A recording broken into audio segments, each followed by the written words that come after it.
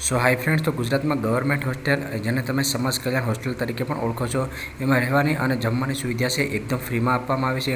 Already આની notification છે તે પહેલાં પણ ડિક્લેર કરવામાં આવી હતી, પરંતુ ઘણા બધી વિદ્યાર્થીઓની પ્રવેશ પ્રક્રિયા છે તે મોડી ચાલુ હતી, જેથી કરીને નોટિફિકેશન છે ફરીથી ડિક્લેર કરવામાં આવી છે. આમાં તમામ કેટેગરીના વિદ્યાર્થીઓ જેમ કે ઓબીસીમાં આવતા હોય, NTDNTમાં આવતા હોય, ઓપનમાં એબીસીમાં આવતા હોય, SCમાં આવતા હોય, STમાં આવતા હોય એ વિદ્યાર્થીઓ કે જે મેડિકલ કોર્સિસમાં, એન્જિનિયરિંગ કોર્સિસમાં, ફાર્મસી ડિગ્રીમાં, ફાર્મસી ડિપ્લોમા હોય, તેમજ ડિપ્લોમા કોર્સિસમાં હોય, આર્ટ્સ અને કોમર્સના સ્નાતક એટલે કે BA, BCom, BCA, BBA વગેરે કોર્સિસમાં એડમિશન લીધું હોય, અનુસ્નાતક એટલે કે પોસ્ટ ગ્રેજ્યુએટ કક્ષાના કોર્સિસમાં એડમિશન લીધું હોય, ધોરણ 11, 12ના તમામ પ્રવાહમાં એટલે કે વિજ્ઞાન પ્રવાહમાં હોય, સામાન્ય પ્રવાહમાં હોય, એ વિદ્યાર્થીઓને હોસ્ટેલમાં એડમિશન માટેની જાહેરાત છે તે ફરીથી કરી દેવામાં આવી છે. આની તમારે ઓનલાઈન અરજી છે તે કરવાની રહેશે. ઓનલાઈન અરજી તમારે કઈ રીતે કરવી જોઈએ જેથી કરીને કોઈ પણ પ્રકારની મિસ્ટેક ના થાય અને તમારું મેરિટ લિસ્ટમાં નામ આવે, તો એના પર મેં ઓલરેડી લાઈવ પ્રોસેસનો વિડીયો બનાવેલું છે, જેની લિંક હું નીચે ડિસ્ક્રિપ્શનમાં નાખી દઈશ કે તમારે ફોર્મ કઈ રીતે ભરવાનું રહેશે.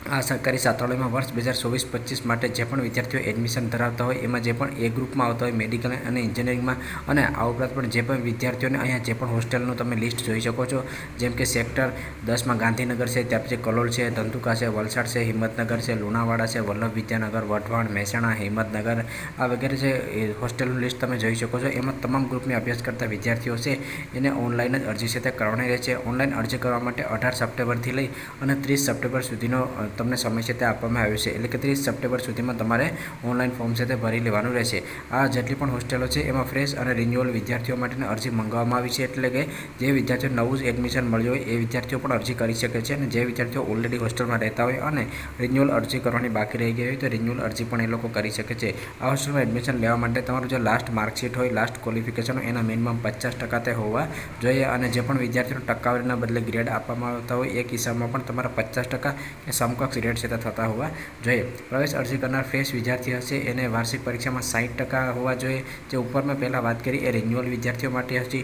જે ફ્રેશ વિદ્યાર્થીઓ હશે એને 60% છે તે હોવા જોઈએ. જે પણ વિદ્યાર્થીઓને ડિફરન્ટ કેટેગરીમાં 1 વર્ષ માટે એડમિશન છે તે આપવામાં આવ્યું હતું, એને ફરીથી નિયમો સાથે ફ્રેશ વિદ્યાર્થી તરીકે અરજી છે તે કરવાની રહેશે. જે વિદ્યાર્થીઓ હોસ્ટેલમાં એડમિશન લેવા માંગતા હોય અને આવક મર્યાદા છે તે 6 લાખ છે તે હોવી જોઈએ. ઓનલાઈન ફોર્મ ભરી લો ત્યાર પછી તમારે કોઈ પણ પ્રકારની ભૂલ નથી એ તમારે ચેક કરી લેવાનું રહેશે. જો કોઈ પણ પ્રકારની ભૂલ હોય તો તમે વિથડ્રાવલ કરી અને ત્યાર પછી નવેસરથી ફોર્મ છે તે ભરી શકો છો, પરંતુ એ નવેસરથી ફોર્મ છે એ 30/9 પહેલાં જ તમારે ભરી લેવાનું રહેશે.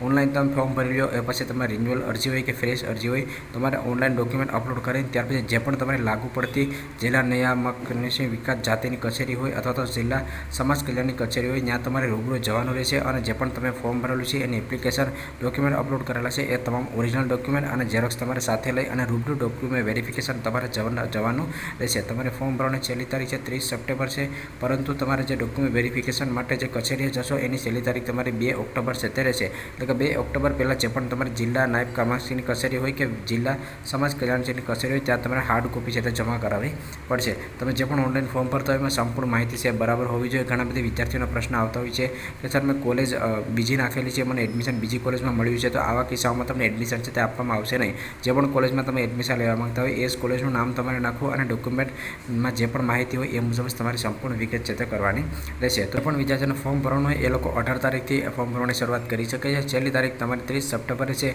ફોર્મ તમારે કઈ રીતે ભરવું જોઈએ એના પર સ્ટેપ બાય સ્ટેપ વિડીયો મેં ઓલરેડી અપલોડ કરેલો છે, જેની લિંક હું નીચે ડિસ્ક્રિપ્શનમાં નાખી દઈશ. ફોર્મ ભરવાની પ્રોસેસ પૂરી થઈ ગયા પછી તમારું મેરિટ લિસ્ટ છે તે ડિક્લેર કરવામાં આવશે. મેરિટ લિસ્ટ જ્યારે પણ તમારું ડિક્લેર કરવામાં આવશે ત્યારે મેરિટ લિસ્ટની અપડેટ છે ઇન્સ્ટાગ્રામમાં હું સ્ટોરી રાખીને અપડેટ છે તે આપી દઈશ. તો ડેઇલી અગત્યના અપડેટ માટે ઇન્સ્ટાગ્રામમાં હજુ સુધી ફોલો ના કરે તો ઇન્સ્ટાગ્રામ પેજમાં ફોલો કરી લેજો. વિડીયો અને અપડેટ પસંદ આવે તો લાઇક કરજો, અને ચેનલમાં ન હોય તો ચેનલને સબસ્ક્રાઈબર કરવાનું ભૂલજો નહીં.